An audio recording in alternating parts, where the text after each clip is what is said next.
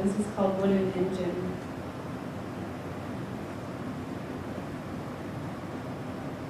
Trying to stop, all I wanted was to crawl, to fall asleep, then laid on your bed. I feel like I've been lying. At once most intimate and most alien seems that trace the oppression, what will come out.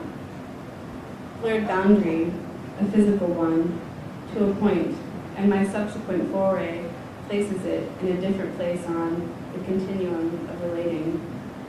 A violent, dehumanizing experience, the ultimate theater of cruelty, purge all the violence in our culture surrounding gender and intimacy by acting it out. A grounding force there, I feel I am lacking, just wanted the grounding, want, continue to want. Dissensual, not consensual, tied up and degraded. People want this, logics embodied, if those desires aren't repressed.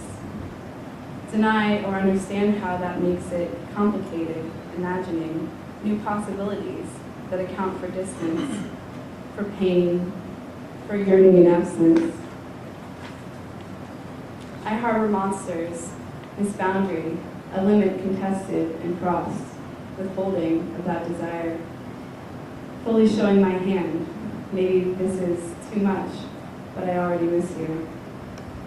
Maintain this distance, like the praxis I need. Maintain a balance, a respite, from feelings of intensity, the needed contrast to appreciate stimulation. I close the door and turn off the lights. There's no window to the outside. Pitch black in there, breathe and stretch and clear, take longer. Inevitably find the boundary and push it. There is nothing that wouldn't give more emotion to feed off. In giving cause for irritation, I'm safeguarding intimacy. Such a release, such a lifting of weight. Can't bear secrets, especially not my own. Feel like I'm broadcasting all the time. This is how humanity operates. We negotiate the need to have boundaries and the need to cross them. Romantic notions of theories reluctant, you unwilling, terrified, repressed. The denial of desire built into a relationship. I say these things because you say them. The opportunity to say things built around this violation. You never stop advancing. I imagined you were on the other side of the door, tied and waiting. Don't know what I'm asking, actively creative. This contradictory position, what I want is to want, something more than. I want the want, not the something more than. Don't arrive at a position. After your confession, I couldn't hold it in any longer. The proximity enables ultimately what you said earlier. This is about you, and you get satisfaction regardless of your surface discontent. Inside of intensity, I instigate them, I poke at them. A simple explanation is that I'm self-indulgent, can't say no. Continue cultivating trust. If I'm being impatient, it's how I am at this time. We could all appreciate each other's presences. To temper my feelings around situations with the feelings of the others need to push you, I get some pleasure in trying to overwhelm you. Even in disagreement, I do want to put you in my pocket. I can imagine this last line being really frustrating. I'm going to end with a little series that is the beginning of a larger series of my first attempt at some sort of narrative. This is a collection that I've been working on for a while and will continue working on, but these are pretty much finished.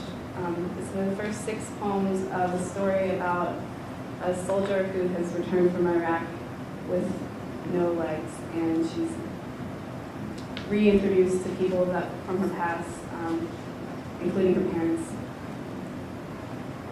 Prologue. Diremption.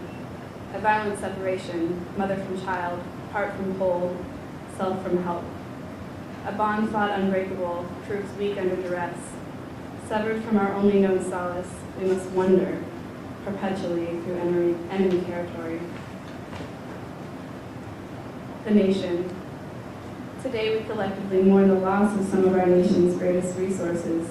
Band of brothers, never hesitating, never doubting, always full of courage and hope, and always defeating terrorists, never wavering to answer the call to duty, giving selflessly and paying enormous sacrifices. True American heroes, their loss will not be in vain. Young Lizzie. There was the time I was so terrified, alone in my room, and you took me outside, but the terror persisted. At least you were there with me. We walked to the park and got caught in an incongruous torrent. The gray mist turned to moving clouds, and in the sudden dark we crouched under playground equipment. The water rushed wood chips from their sneaker-trod mounds, and I was terrified, huddled next to you. My mind settled on terror, but you were there to keep the rest of me still.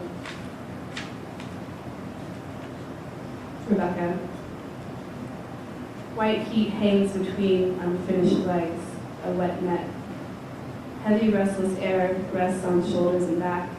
Moisture drips down back, down sides of face, down thighs and off the ends of knees. It gathers in tiny pools on wood flooring. Brain swims, one side of the skull to the other.